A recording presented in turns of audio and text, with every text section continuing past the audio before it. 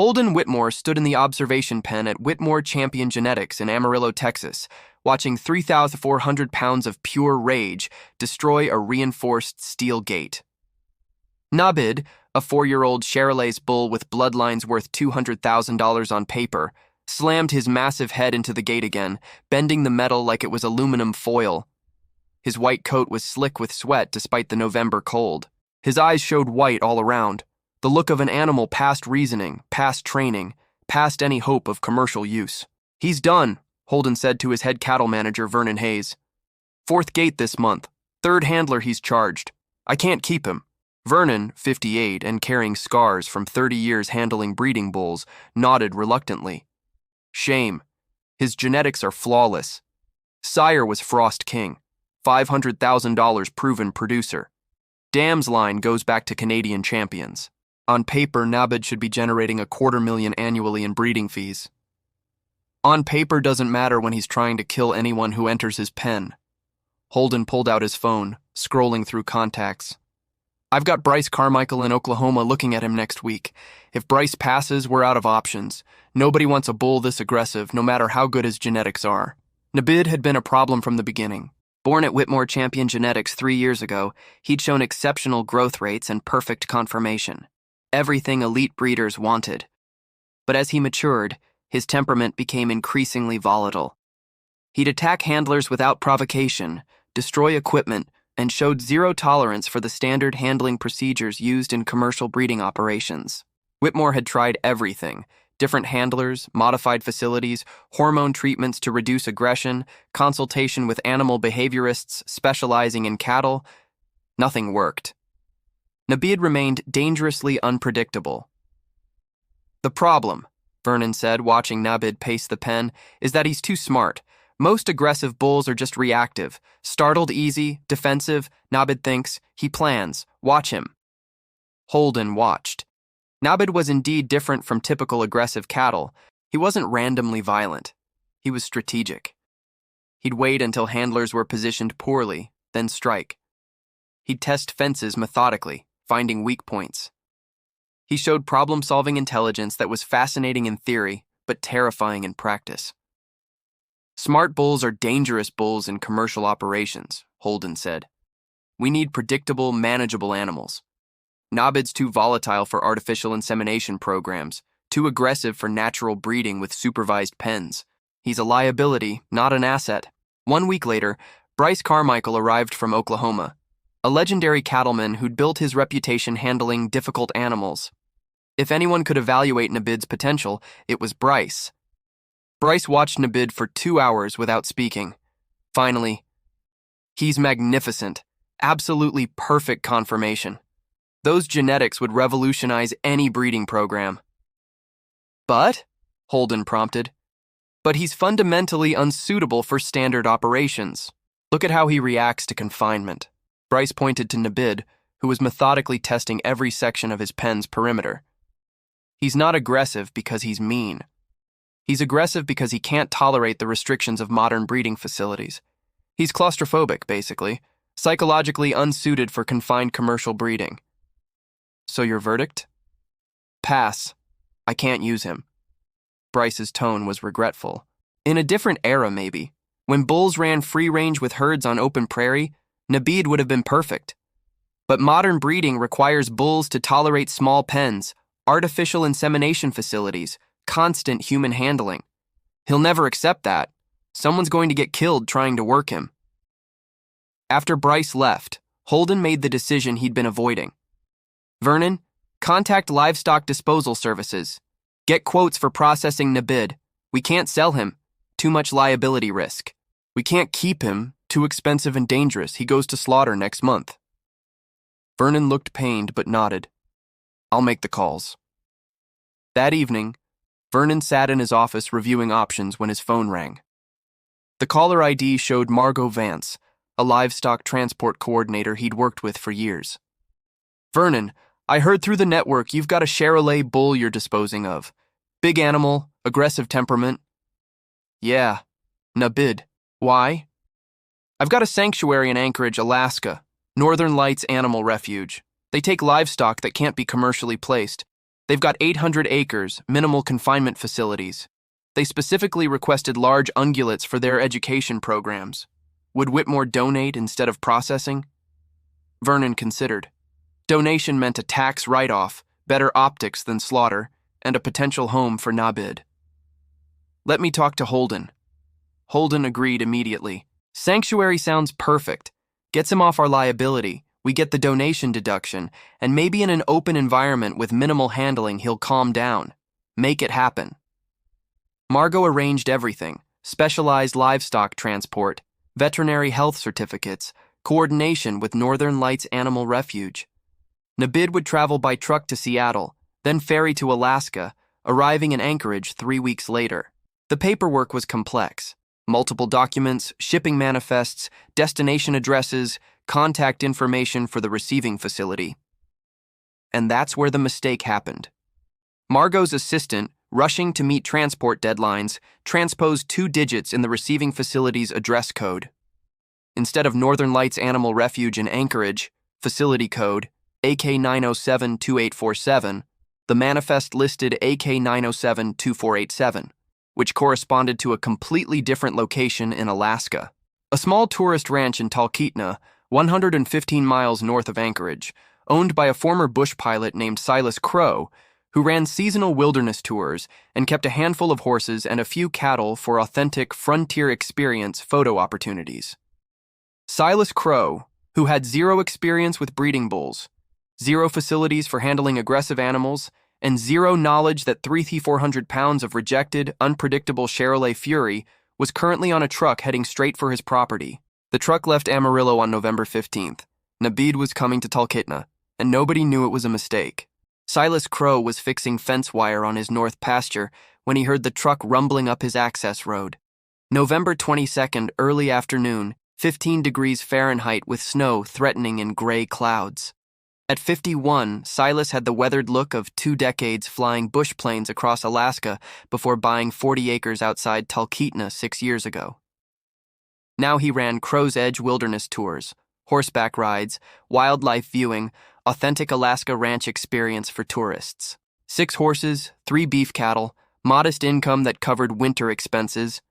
He wasn't expecting deliveries. A large livestock hauler marked Vance Transport Services pulled up. The driver climbed down with a clipboard. Silas Crow? That's me. Got a delivery. 1 Charolais bull, 4 years old. Sign here. Silas stared. I didn't order a bull. The driver checked paperwork. Says here AK9072487 Crow's Edge Ranch, Talkeetna. That's you, right? That's my address, but... Look, I've driven this animal from Texas through Canada up the Alaska Highway. 3 weeks in transit. I need to unload him now. Whatever the confusion is, sort it out with the shipper. The driver walked toward the trailer. Where do you want him? Wait, how big is this bull? 300-400 pounds. Mean as hell, according to notes. Took 4 guys to load him in Amarillo. You got proper containment? Ice formed in Silas's gut. No, I've got 40 acres with standard fence wire. I don't run breeding operations, just tourism cattle for photos. Not my problem. Manifest says deliver here. You refuse, I drive him back to Anchorage and deal with legal disputes. Your call. Before Silas could respond, Buck Tolliver's pickup arrived. Buck, 62-year-old former trapper who worked as ranch hand, climbed out and whistled at the trailer. Boss, please tell me, that's not what I think. Giant bull. Didn't order it. Probably wrong address. The driver was impatient. Unloading in 5 minutes, whether you're ready or not. Silas made the decision. Buck, open the north pasture gate. We'll unload him there, contact whoever sent him, arrange proper transport. Should be sorted in a day or 2. Unloading Nabid was controlled chaos. Buck positioned his truck to create a chute from trailer to pasture. The driver opened the rear door cautiously. Nabid exploded out like a cannonball. 3,400 pounds of white Charolais hit the ground running, charged 30 feet, spun around, and bellowed, thunder echoing off mountains.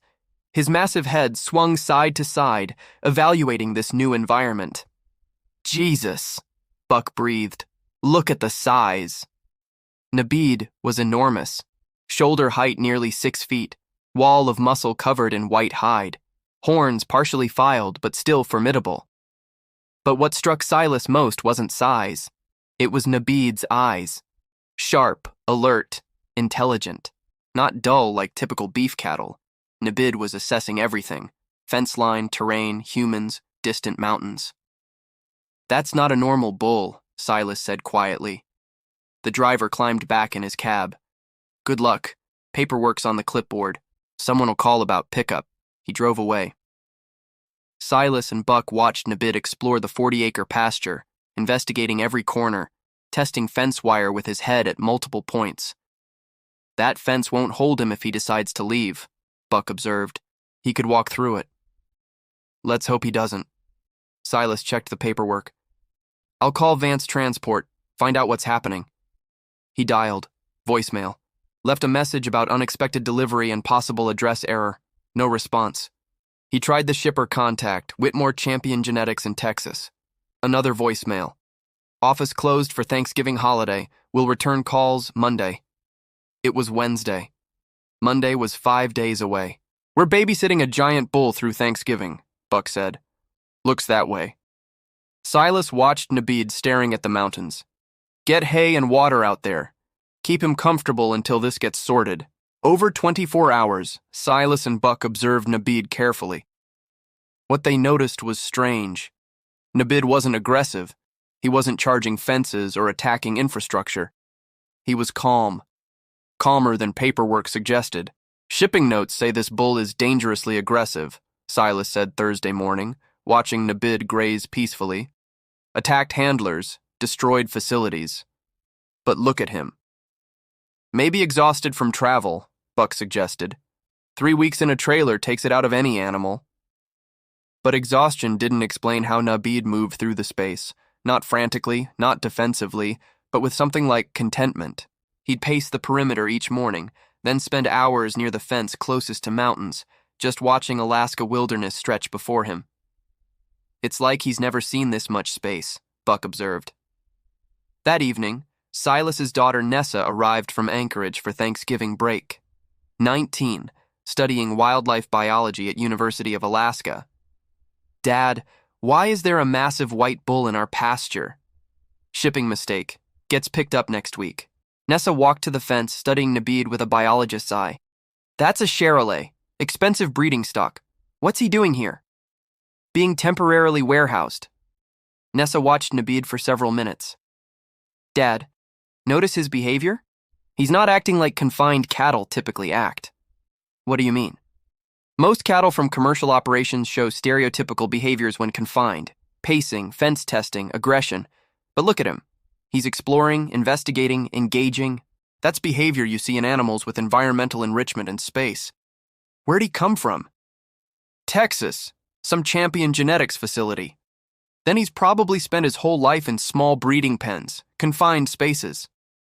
Nessa turned to her father. "Dad, I think this bull isn't aggressive by nature. I think he was aggressive because he was confined in ways his psychology couldn't handle. And now that he's in open space..." "He's fine," Silas finished, understanding. They watched Nabid stand at the fence line, looking at Denali's snow-covered peak backlit by setting sun. For the first time in his life, Nabid had room to breathe, and everything was about to change. Monday morning, Silas finally reached Margot Vance at the transport company. "Mr. Crow, I'm so sorry. There's been a terrible mistake." Margot's voice was mortified. "Nabid was supposed to go to Northern Lights Animal Refuge in Anchorage. My assistant transposed digits in the facility code. You received a bull meant for a sanctuary." "So what happens now?" "We're arranging pickup, but there's a complication. Northern Lights just called. They've had an outbreak of respiratory illness in their cattle population. State veterinarian quarantined the entire facility. They can't accept any new animals for at least 6 weeks." Silas felt his stomach drop. 6 weeks? Whitmore Champion Genetics in Texas donated Nabid because he's too aggressive for commercial breeding. They won't take him back. Liability issues. Northern Lights can't take him yet. And frankly, Mr. Crow, nobody else wants a 3,400-pound aggressive bull. He's not aggressive here. Margot paused. What? Nabid. He's been here 5 days. He's calm, peaceful. My daughter's a wildlife biology student. She thinks he was aggressive in Texas because of confinement stress. In open space, he's completely different. That's consistent with what the behaviorist in Texas suggested. But Mr. Crow, I can't legally leave him with you permanently. You don't have facilities for breeding bulls, insurance coverage. I'm not keeping him permanently, but if he needs temporary housing for 6 weeks until the sanctuary opens, he can stay here. I'll sign whatever liability waivers you need. Margot sounded relieved. I'll draft temporary custody papers. Whitmore will cover feed costs. This solves a major problem, Mr. Crow. Thank you. After hanging up, Silas walked to the north pasture where Buck was spreading hay. Nabid stood nearby, watching but not approaching. Boss, you see what he's doing? Buck pointed. Over the past days, Nabid had established a routine. Mornings, he'd walk the entire fence perimeter, not testing it aggressively, but surveying his territory. Then he'd graze near the southwest corner with a view of Denali. Afternoons, he'd rest near a cluster of spruce trees sheltered from wind. He's adapting, Silas said. Creating patterns. That's what healthy animals do in appropriate environments. He's also changing physically, Buck observed. Look at his posture. First day, he was tense, head up, muscles tight, ready to charge. Now he's relaxed, moves different. It was true. Nabid's body language had transformed. The wild-eyed, volatile bull from the trailer had become an animal that moved with calm confidence through his space. That afternoon, Rowan Pike arrived, the local large animal veterinarian. At 44, Rowan had spent 20 years treating everything from sled dogs to moose in Alaska's challenging conditions. Silas called about a health check on a Charolais bull. She climbed out of her truck carrying her medical kit. Yeah, want to make sure he's healthy after the transport stress. Rowan approached the fence, studying Nabid from a distance. That's a magnificent animal. Where'd he come from? Texas. Long story involving shipping mistakes and sanctuary quarantines. Rowan spent 30 minutes observing Nabid before entering the pasture. She moved slowly, deliberately, giving him space to adjust to her presence. Nabid watched her but didn't charge or show aggression. His body condition is good, Rowan said, checking him from a safe distance with binoculars. No obvious injuries or illness, respiratory rate normal. He's alert and responsive but not agitated. She lowered the binoculars. Silas, I've read about Nabid. Whitmore Champion Genetics published a case study on him 6 months ago. Management challenges with high-intelligence breeding stock. He was considered dangerously unpredictable. He's not unpredictable here. No, he's not. Which suggests the problem was never Nabid. It was the environment. Rowan made notes. Commercial breeding facilities are designed for efficiency. Small pens, constant handling, artificial insemination. For most cattle, that's fine. But some animals, particularly high-intelligence individuals, can't tolerate that level of restriction. They develop severe stress behaviors that look like aggression. So what happened here? You gave him 40 acres, minimal human interaction, and environmental complexity. Everything Texas couldn't provide. Rowan looked at Nabid, who was grazing peacefully. He's not a dangerous bull. He's a bull who was kept in the wrong conditions. Nessa joined them, back from a morning hike. Dr. Pike, I've been documenting his behavior for a class project. Can I show you something? She pulled out her phone, showing video footage. This is Nabid on day 2. Watch how he investigates the fence line. He's not testing it to escape. He's learning the boundaries. And here, day 4, see how he's created distinct zones. Feeding area, resting area, observation point. That's sophisticated environmental use. Rowan reviewed the footage. This is remarkable. He's exhibiting complex spatial behavior. Most commercial cattle don't develop this because they never have enough space to establish territories. There's more, Nessa said. Yesterday, a moose cow and calf passed along the northern fence. Nabid watched them for 20 minutes. Didn't charge, didn't display aggression. Just observed. He's interested in his environment.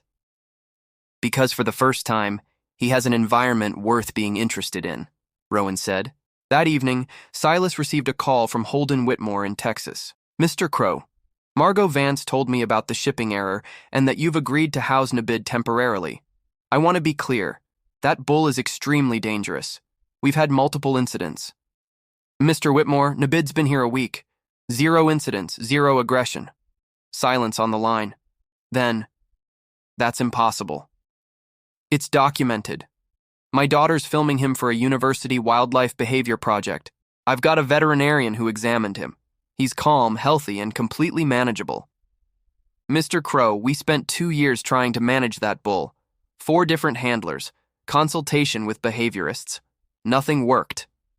Maybe because you were trying to manage him in the wrong environment. Silas kept his voice respectful but firm. How much space did Nabid have in Texas? Standard breeding pen, 12 by 16 feet. 12 by 16 feet for a 3,400-pound bull? That's industry standard for AI facilities. Mr. Whitmore, Nabid has 40 acres here. Mountains, weather, space to move. He's a different animal. Another long silence. I'd like to see documentation, video, vet reports, behavioral observations. I'll send everything. After hanging up, Silas walked to the pasture fence. Nabid stood in his usual evening spot, silhouetted against Denali's sunset-lit peak. You were never the problem, were you? Silas said quietly. They just put you in the wrong place. Nabid turned his massive head, looking directly at Silas for a long moment, then returned to watching the mountains. 2 weeks after Silas sent documentation to Texas, Holden Whitmore arrived in Talkeetna unannounced. I need to see this myself, Holden said, standing in Silas's driveway on a cold December morning. Everything you sent contradicts 2 years of data we have on Nabid. See for yourself. Silas led him to the north pasture. Nabid stood near the spruce tree cluster, breath steaming in the 15-degree air. When he saw Holden, his head lifted, recognition registering. His posture shifted slightly, muscles tensing. He remembers you, Silas observed. He remembers what I represent, Holden said quietly. Confinement. Restriction. They watched in silence for 10 minutes. Nabid didn't charge, didn't show aggression, just watched Holden warily while maintaining distance. This doesn't make sense, Holden finally said. In Texas, he'd have charged by now, destroyed the fence trying to get at me. Because in Texas, he had nowhere to go. Here, he can move away. He has choice. Rowan Pike arrived with updated veterinary reports. Mr. Whitmore, I'm Dr. Pike. I've been monitoring Nabid since arrival. His stress hormone levels are 60% lower than baseline readings from your facility in Texas. Holden read the report, his expression shifting from skepticism to something like wonder. 60% reduction? His cortisol levels indicate an animal experiencing environmental enrichment rather than chronic stress. Mr. Whitmore, Nabid isn't aggressive by nature. He's intelligent, and intelligence in confined spaces produces behavioral problems that look like aggression. Nessa appeared with her laptop, showing Holden 3 weeks of behavioral footage. Watch how he navigates space, how he's established routines, how he responds to environmental stimuli. This is a psychologically healthy animal. Holden watched, transfixed. Finally, we were wrong. We tried to force a highly intelligent bull into a system designed for average intelligence animals. We failed to recognize that his aggression was actually psychological distress. What happens now? Silas asked. Northern Lights Sanctuary opens in 4 weeks. Legally, Nabid should go there as originally intended. Holden paused. But Mr. Crow, I've seen what you've accomplished here. If you were willing to keep him permanently, if we could arrange proper legal custody, insurance, compensation for feed and care, would you consider it? Silas looked at Nabid, who'd returned to grazing peacefully. I'm not a breeding operation. I can't generate revenue from him. That's not the point anymore. The point is, Nabid has value beyond commercial breeding. He represents something important, proof that animal behavior problems often reflect environmental failures, not inherent defects. Holden's voice was earnest. I'll cover all costs, feed, veterinary, facility improvements. I'll fund a study through the University of Alaska documenting his rehabilitation. This could change how the industry thinks about managing difficult animals, Silas considered.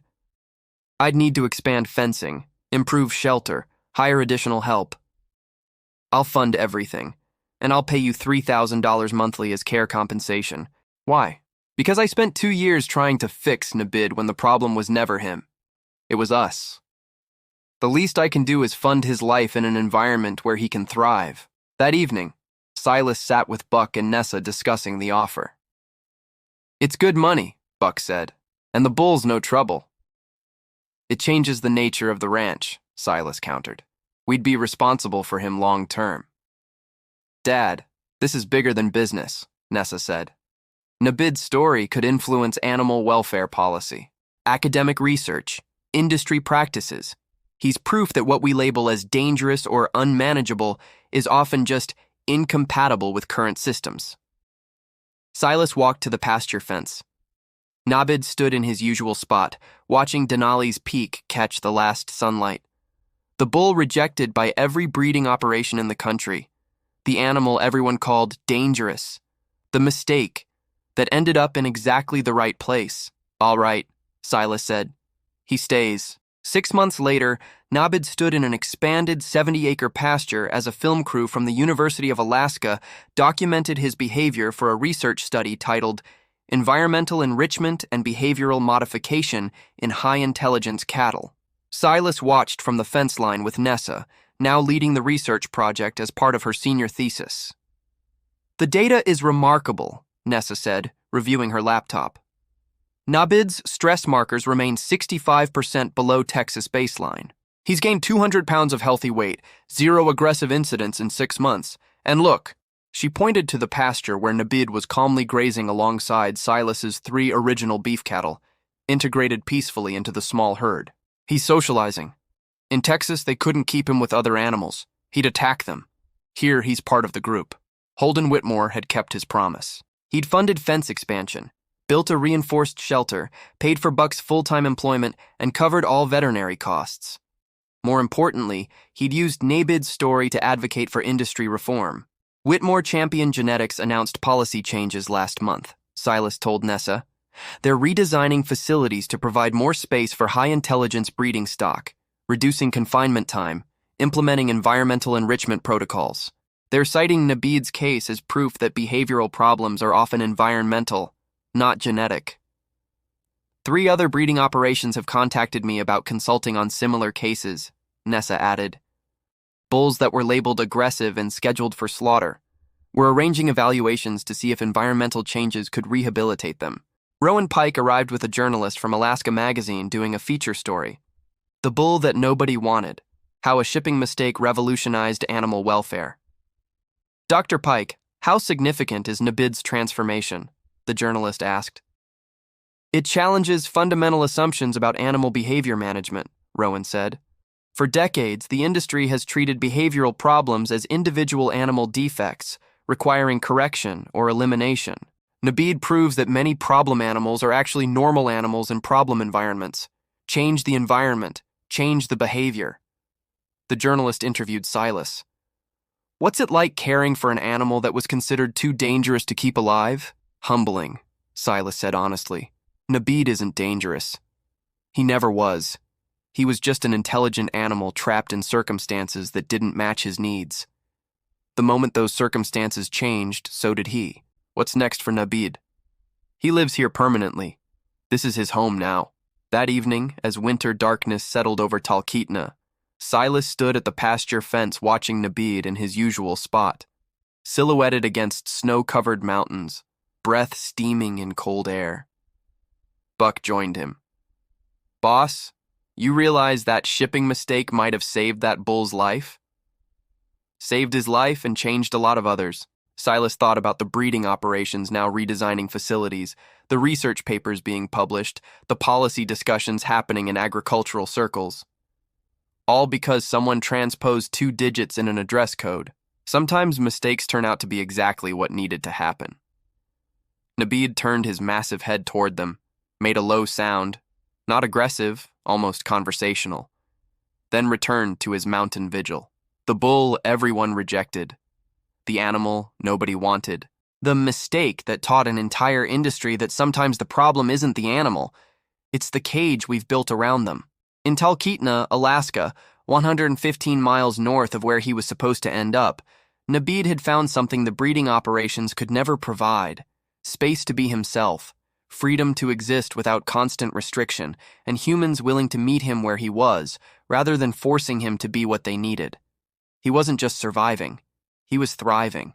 And in doing so, he'd proven that what we call impossible is often just improbable given current conditions, and that changing those conditions can transform everything. Silas headed back to the house, leaving Nabeed to his evening routine. Behind him, the giant white bull stood peacefully in the Alaska darkness, watching the mountains that had become his sanctuary. Home, at last.